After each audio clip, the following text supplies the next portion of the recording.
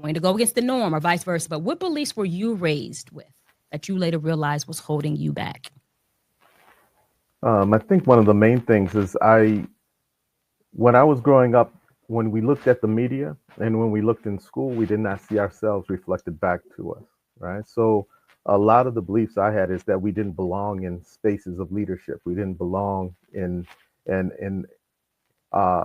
in places where we can see ourselves shining and growing and leading and guiding, So it took a lot to break out of that shell. In my home, in my household, we were encouraged to do all types of things. In my church, we were encouraged to step up and do all types of things. But when we came into the mainstream of society, the roles sometimes were diminished. And so I think that trying to break out of having that imposter syndrome and being able to move in spaces and feel like you belong and that you have something to bring to the table. And when you've trained yourself enough to put forth your best foot every single time, your mind, your heart, your body, you're going to get your breakthrough. Because breakthroughs happen when you can study your cycles, your patterns. And you got to elevate yourself. You got to remember what you're doing. You got to remember why you're there. You got to remember your reason.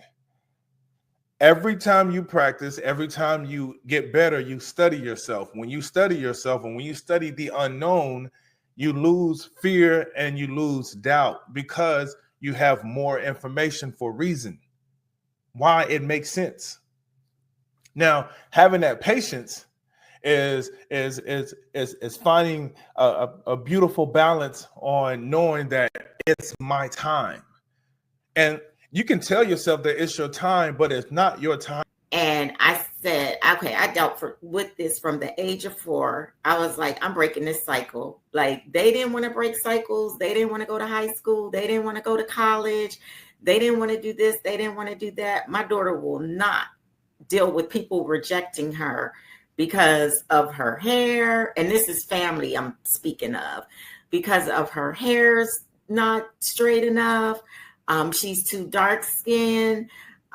She's too smart. She wants to excel in school. And so I put my foot down and I left.